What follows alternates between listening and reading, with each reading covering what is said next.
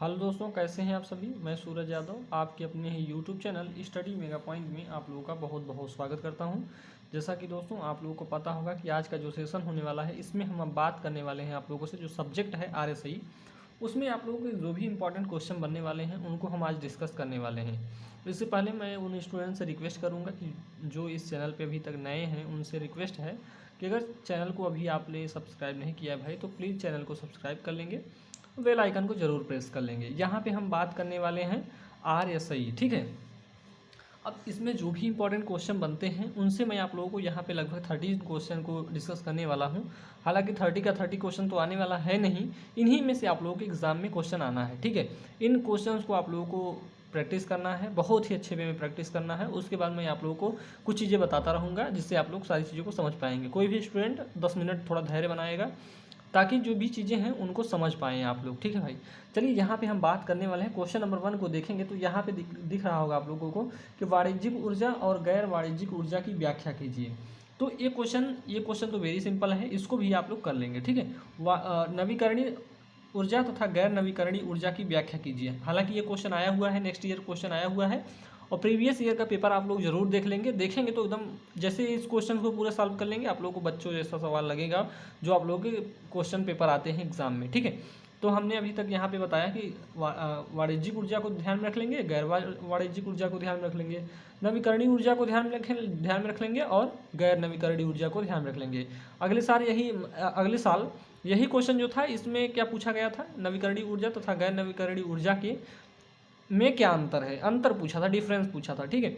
लेकिन यहाँ पे आप लोगों को अगर सारी चीज़ें व्याख्या के रूप में पता होंगी, यानी उनके बारे में डिटेल में आप लोगों को पता होगा, तो डिफरेंस यानी क्या कहते हैं, अंतर लिखने में आप लोगों को जरा सी भी कठिनाई नहीं होगी। क्वेश्चन नंबर 3 की तरफ चलते हैं। तो क्वेश्चन नंबर 3 क्या कहता है कि सौर ऊर्जा को विद्युत ऊर्जा में कैसे परिवर्तित किया जाता है। सौर मतलब होता है सूर्य की एनर्जी, यानी सूर्य की जो एनर्जी मतलब जो धूप है, धूप को हम क्या बोल सकते हैं, प्रकाश बोल सकते हैं, तो उसी को हम बोलते हैं सौर ऊर्जा। सौर मतलब जो हमारी प्रकाश है, प्रकाश के द्वारा हम विद्युत ऊर्जा में कैसे कन्वर्ट करते हैं, तो इसके बारे में आप लोगों को पता होगा दोस्तों, आप लोगों ने पढ़ा होगा। हालांकि मेरे पास टाइम नहीं बचा भाई, नहीं तो मैं आप लोगों का ये सब्जेक्ट भी करा देता, ठीक है।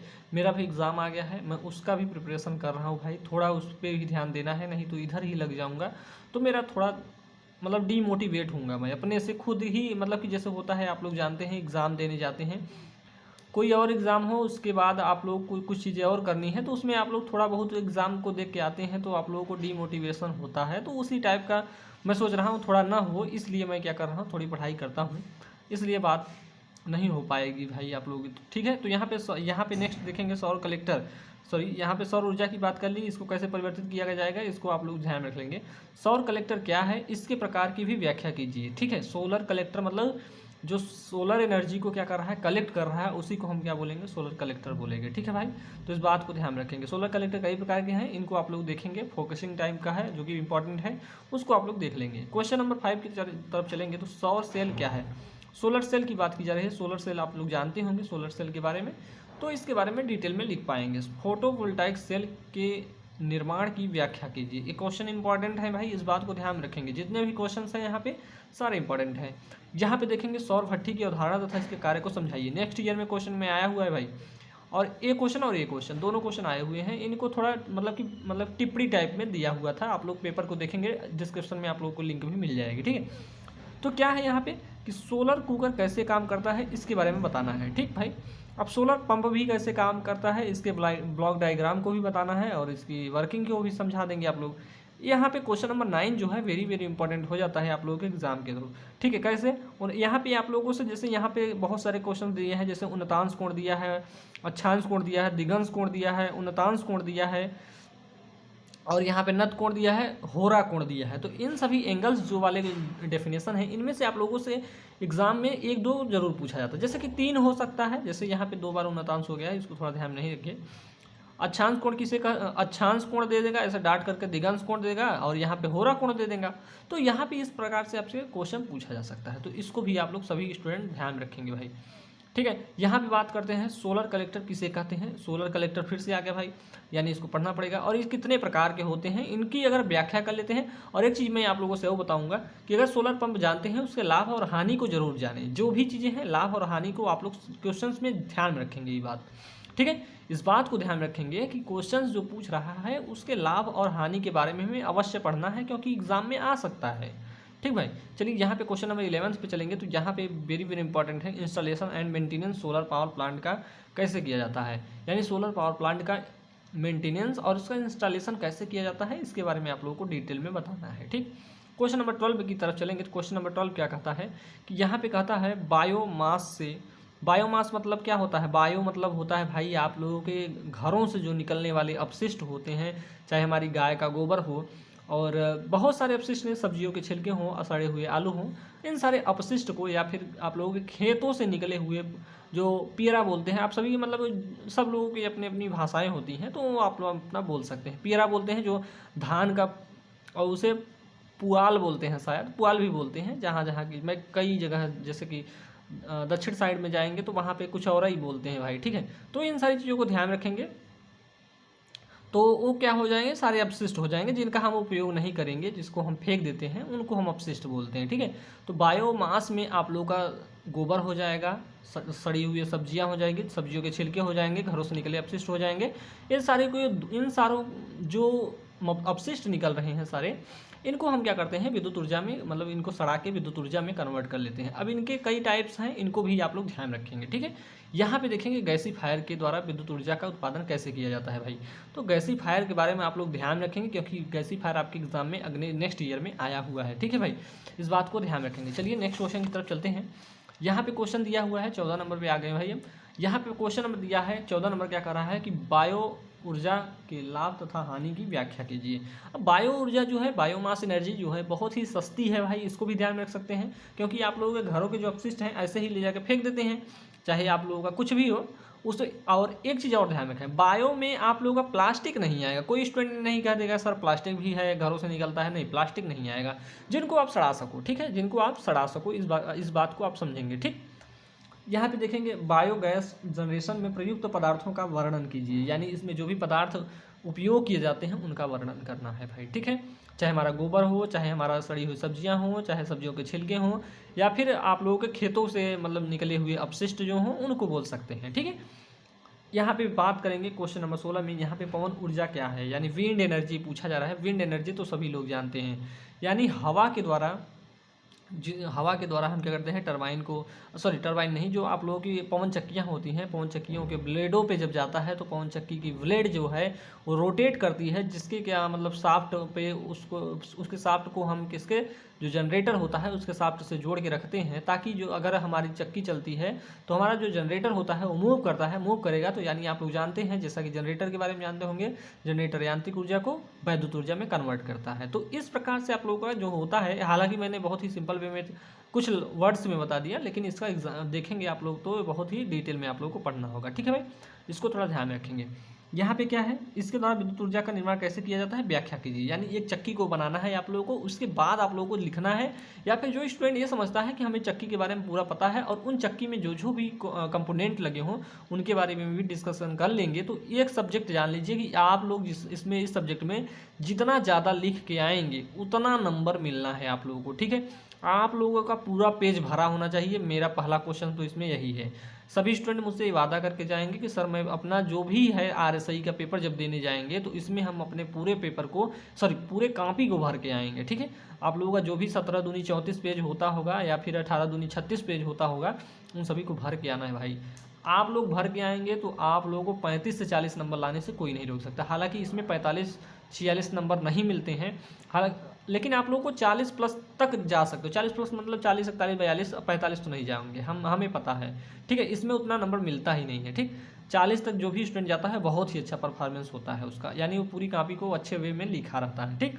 यहाँ पे बात करेंगे पवन ऊर्जा का भंडारण कैसे किया जाता है, तो बैटरीज आप लोग जानते होंगे, उन्हीं के द्वारा कर लेते हैं, ठीक है। यहाँ पे देखो पवन चक्कियों में विभिन्न प्रकार के वर्णन कीजिए, यानी विभिन्न प्रकार की चक्कियों का वर्णन करना है आप लोगों को। जो भी चक्कियाँ हैं यहाँ पे पवन चक्कियों के विभिन्न प्रकारों का वर्णन करना है। ठीक है भाई, इसको भी आप लोग ध्यान रखेंगे। अगर यहाँ पे आप लोग इनकी चक्कियों का वर्णन कर लेंगे तो आप लोग कोई भी पवन चक्की आएगी आप लोग लिख लेंगे भाई। ठीक, चलिए यहाँ पे आते हैं। भूतापीय ऊर्जा क्या है और इसके कार्य सिद्धांत को बताइए आप लोग। भूतापीय ऊर्जा मतलब भू मतलब होता है जमीन, और तापीय मतलब होता है मतलब तापीय मतलब ताप यानी टेम्परेचर होता है। आप लोग जानते होंगे कि पृथ्वी के जो बीच वाला सतह होता है उस पे क्या होता है, हमारा मैग्मा होता है। और आप लोग जानते होंगे जैसे जैसे पृथ्वी के अंदर चले जाएंगे वैसे वैसे हमारा टेम्परेचर जो बढ़ता चला जाता है। ठीक है, तो आप लोगों को एक चीज़ पता होना चाहिए कि जो पृथ्वी है वो कैसी है, अंदर से गर्म है, उसमें लावा है। आप लोग जानते होंगे जैसे कि ज्वालामुखी फटता है तो क्या निकलता है, मैग्मा, जिसे आप लोग बोलते हैं मैग्मा, वही निकलता है भाई। ठीक है, तो इस बात को भी आप लोग ध्यान रखेंगे। यानी हमारी पृथ्वी जो है नीचे गर्म है और उसी गर्मी को हम किस प्रकार से यूटिलाइज कर लेते हैं, विद्युत ऊर्जा के रूप में। ठीक है भाई, तो इस प्रकार से आप लोग ध्यान रखेंगे। कहाँ पहुँचे थे हम, चलिए यहाँ पे आप लोग जानेंगे इसके वर्णन, इसके जो वर्किंग है, इसकी वर्किंग जो है भूतापीय ऊर्जा की, इसकी वर्किंग को आपको समझा दीजिएगा। ठीक है, यहाँ पे आप लोगों से ये पूरा ना लिखे, आपको यही लिखेगा आप OTEC क्या है, यानी ओशियन थर्मल इलेक्ट्रिक कन्वर्जन क्या है, बंद चक्र तथा खुला चक्र को बताइए यानी समझाइए। इन दोनों साइकिल्स को आप लोगों को बताना है, open cycle and close cycle को बताना है भाई। इसको भी आप लोग ध्यान रखेंगे। ठीक है, यहाँ पे आता है क्वेश्चन नंबर 22 कहता है हाइब्रिड चक्र पर संक्षिप्त नोट लिखिए। और उसके बाद हमारा क्वेश्चन नंबर 23 का कहता है ज्वारी ऊर्जा क्या है। ज्वारी मतलब होता है ज्वार भाटा, आप लोग जानते होंगे समुद्र में जो लहरें होती हैं उनके द्वारा भी हम विद्युत ऊर्जा का उत्पादन करते हैं। इसके लाभ तथा हानि क्या बताइए। ठीक है भाई, क्वेश्चन नंबर 24 का कहता है भू ऊष्मीय ऊर्जा को विद्युत ऊर्जा में कैसे रूपांतरित किया जाता है, इसकी व्याख्या कीजिए। वही यानी फिर से आप लोगों से वही पूछा गया, भूतापीय ऊर्जा जो है भू ऊष्मीय बोल दिए, कोई दिक्कत वाली बात नहीं है भाई। ठीक है, MHD इसे हम मैग्नेटो हाइड्रो डायनेमिक बोलते हैं, से पावर जनरेशन कैसे किया जाता है। ठीक है, यानी इसको भी आप लोगों को ध्यान रखना है। MHD आप लोगों से जरूर पूछेगा, MHD करके ही पूछता है, तो इसके बारे में आप लोग इसका जनरेशन आप लोग देख लेंगे कैसे किया जाता है। ठीक है भाई, क्वेश्चन नंबर 26 क्या कहता है सूक्ष्म जल विद्युत ऊर्जा किसे कहते हैं, इसका वर्गीकरण कीजिए। ठीक है भाई, ये भी आप लोग एग्जाम में आया हुआ क्वेश्चन है। ठीक है, इसको भी ध्यान में रखेंगे आप लोग। क्वेश्चन नंबर 27 कहता है ईंधन सेल की अवधारणा और कार्य सिद्धांत। अगर इसकी अवधारणाओं को जानते हैं तो ये अगर आप लोगों के एग्जाम में अवधारणा ही पूछ लेता है, अवधारणा ही लिख दीजिए आप लोग। इसके लाभ पूछा है, लाभ लिख दीजिए। मैं आप लोगों से शुरू से ही बोलता आया हूँ कि आप लोगों को लाभ और हानि जरूर ध्यान रखना है। कोई भी क्वेश्चन हो उसके, अगर ईंधन सेल पढ़ रहे हैं ईंधन सेल के लाभ क्या है, हानि क्या है। सूक्ष्म ऊर्जा पढ़ रहे हैं तो उसमें सूक्ष्म पवन ऊर्जा पढ़ रहे हैं तो उसको भी आप लोग ध्यान रखेंगे। और सूक्ष्म जल विद्युत ऊर्जा पढ़ रहे हैं उसको भी आप लोग उसके लाभ और हानि को ध्यान रखेंगे। ठीक है भाई, यहाँ पे बात करेंगे आप लोग ईंधन कोशिकाओं के विभिन्न अनुप्रयोगों की व्याख्या कीजिए। ठीक है, इसको भी आप लोग ध्यान रख लेंगे। ठीक, अब यहाँ पे 29 नंबर क्वेश्चन क्या कहता है सूक्ष्म तथा लघु हाइड्रो पावर प्लांट में क्या है, ये में नहीं है, इतना है। सूक्ष्म तथा लघु हाइड्रो पावर प्लांट क्या है, तो इन दोनों पावर प्लांट के बारे में आप लोगों को जानना है भाई, समझना है और आप लोगों को लिखना है एग्जाम में। ठीक है, आप लोग सभी क्वेश्चंस की एक बार प्रैक्टिस कर लेंगे, आप लोगों का कोई भी क्वेश्चन ऐसा नहीं होगा जो आप लोगों को नहीं आता होगा। इसमें सबसे ज़्यादा एडवांटेज उन स्टूडेंट को मिलेगा जिन्होंने पावर प्लांट इंजीनियरिंग को बहुत ही अच्छे वे में पढ़ा है 4th सेमेस्टर में। ठीक है, हालांकि 4th सेमेस्टर में मैं जानता हूँ बहुत सारे स्टूडेंट होंगे जिनका भाई वही हुए क्या कहते हैं पास हो गए हैं। हाँ, मतलब कि ऑब्जेक्टिव टाइप क्वेश्चन आया है उसमें पास हो जाते हैं, सभी पास हुए हैं। यहाँ पे क्वेश्चन नंबर 30 की बात करेंगे मिनी हाइड्रो पावर प्लांट के द्वारा विद्युत ऊर्जा का उत्पादन कैसे किया जाता है। तो क्वेश्चन नंबर 30 आप लोग ध्यान रखेंगे, ये सारे क्वेश्चंस आने वाले हैं। लास्ट वाले चैप्टर्स जो हैं उनसे आप लोगों का ज़्यादा क्वेश्चन आएगा। आप लोगों का सबसे ज़्यादा क्वेश्चन देखा जाए सोलर एनर्जी से ज़्यादा आएगी, क्योंकि सोलर एनर्जी आप लोग ये समझिएगा ना कि जो चीज़ें ज़्यादा यूज की जा रही हैं उन पर आप लोगों का क्वेश्चन ज़्यादा बनने वाले हैं। ठीक है, और जो नई नई टेक्नोलॉजी आ रही है उनके बारे में भी आप लोग जानते रहिए। ठीक, तो आशा करता हूं कि आप लोगों को समझ में आया होगा। अगर आप लोगों को कुछ मतलब यहाँ पे एक चीज़ मैं आप लोगों के लिए बता रहा हूँ कि अगर आप लोगों की ज़्यादा से ज़्यादा यहाँ पे कमेंट आते हैं कि इनके क्वेश्चंस के आंसर हमें बता दीजिए, तो मैं कुछ जुगाड़ करूँगा, चाहे जैसे ही मैं आप लोगों को इन चीज़ों को बताऊँगा। हालाँकि मेरे पास नोट्स नहीं है, मैं फिर भी आप लोगों के लिए कोशिश करूंगा कि अच्छी से अच्छी चीज़ें आप लोगों को बता दी जाए। ठीक भाई, चलिए आशा करता हूं कि सभी स्टूडेंट बताएंगे मुझको कि आप लोगों को इसके आंसर चाहिए या नहीं चाहिए। ठीक, सभी लोग कमेंट में अगर चाहिए तो भाई यस लिख दीजिएगा, नहीं चाहिए तो नो लिख दीजिए, कोई दिक्कत वाली बात नहीं है। इनको आप लोग पढ़ लीजिए, जिनके पास नोट्स हैं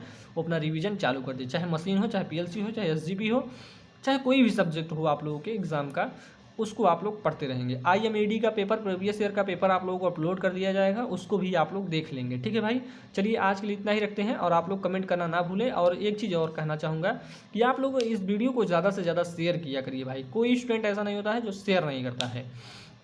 सभी स्टूडेंट एक बार अपने स्टडी ग्रुप में फेसबुक, व्हाट्सअप जो भी हो आप लोगों का, चाहे जो भी हो, उस पर आप लोग शेयर कर देंगे। तो चलिए दोस्तों, आज के लिए इतना ही रखते हैं। मिलते हैं आप लोगों से नेक्स्ट लेक्चर में। तब तक के लिए जय हिंद, जय भारत।